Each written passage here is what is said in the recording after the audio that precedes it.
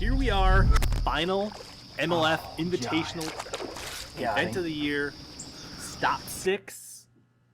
And I'm going to share with you some locals that got into this event that are looking to jackpot and see if they can't cash in on a $100,000+ payday for only fishing one tournament in the entire league. Let's talk more about it. These guys might be the keys to your fantasy team making a big jump or a big fall at the end of the year. Make sure you get the lineups in here soon.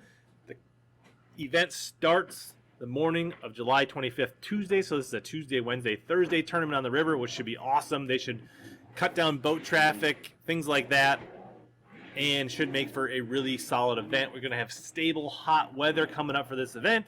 I'm not going to go to Omnia and bring in the report because I've been on lacrosse so many times. I'm just going to give it to you straight.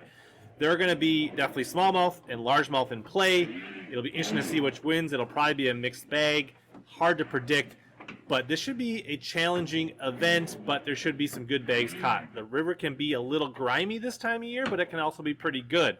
Should have stable conditions. Vegetation should be really good and strong. Should be a really strong frog bite, flip and bite.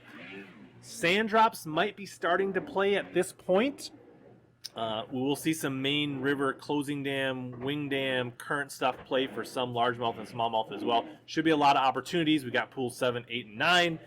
Locking is in play. The Black River, backwaters, main current, lots of things, lots of water. Should really spread this 150-ish boat field out pretty well. But if you really want to, simplify your lineup, stacking your lineup with some really good froggers might not be a bad option. Let's look at the standings of the leagues and see who is in line to take home the first of several Super Cade gift cards for the Beat HellaBass group. I've moved up a little bit. I've cut the lead. I'm down to 250 pounds. I don't know if I can make that up in this final event, but Casey Kamisic is in the driver's seat. Scott, 75 pounds back. He's still got a shot. We'll see if he can do. Greg Apple, a watcher of the channel, also shout out to him. He's right in the mix as well. Both Scott and Greg have the best shot to reel in good old Casey. Casey still sits atop the overall leaderboard, and he's looking good. So we'll see if he can bring home the big prizes in MLF and the Super K gift card. If you still want to get in, you still can. It's getting a little late to run down Casey, but if you don't think you're going to run down Casey or win an event or anything like that, then maybe just use the code HellaBass15 right here to save on some handmade, made in the USA swim jigs right out of Wisconsin.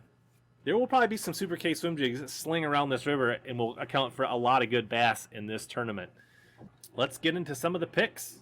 So you can see all year long, there's been several anglers, and I've kind of highlighted and touched on this before. There's been anglers like that have gotten in the Eufaula event, that got in Clark's Hill, that were only fishing one event, like Shane Goodwin on Eufaula. I think Britt Myers got in. A couple other, maybe the Robinsons got in on the Lake Clark's Hill one.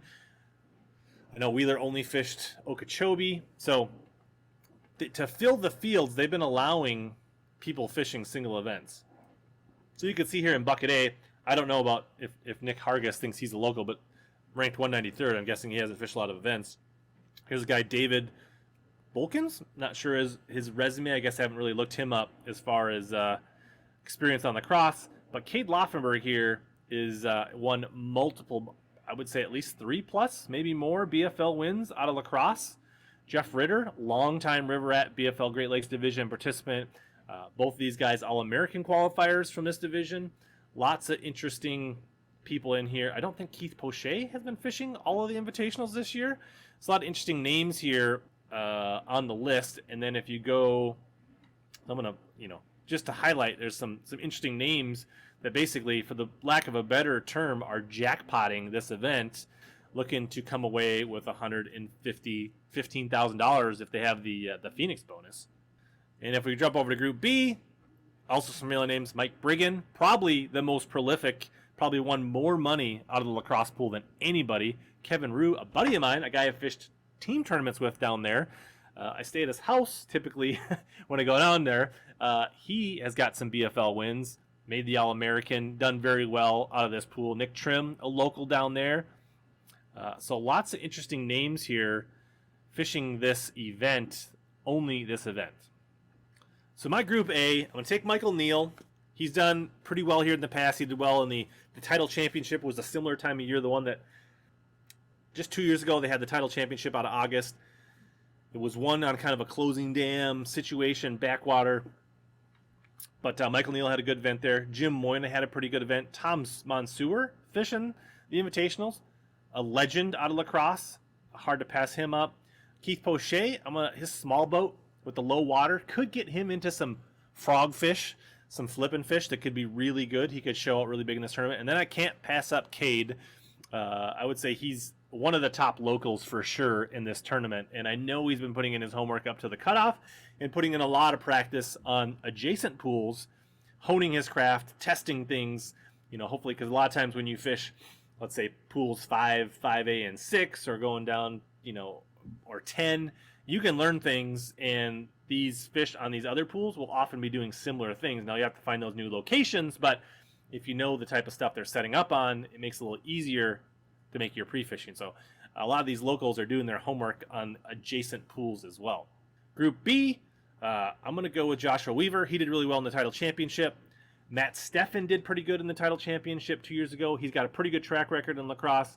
He's from Wisconsin. It's definitely not like his home waters, but he spends a fair amount of time there. In the years that the tours have come here, he has had pretty strong check finishes, and he has the ultimate carrot that if he can remain in the top 8 or 9 or whatever it is, he can make the BPT next year. And he's got his eye on the prize. He likes to fish 7 a lot in these tournaments, and we'll see what he does this year. But I think Matt Steffen is going to be able to do what he needs to do to punch his ticket to the BPT next year. And then we can all follow his channel and adventures on Matt Steffen fishing next year on the BPT, which would be awesome. Fred Boom Boom Banis, I think, won an Open a long time ago on Everstart, got his career kind of kick-started on this river section, loves the frog, should be a strong pick here. And then we've got Kevin Rue, my buddy, got to pick him. He feels really confident going in this tournament.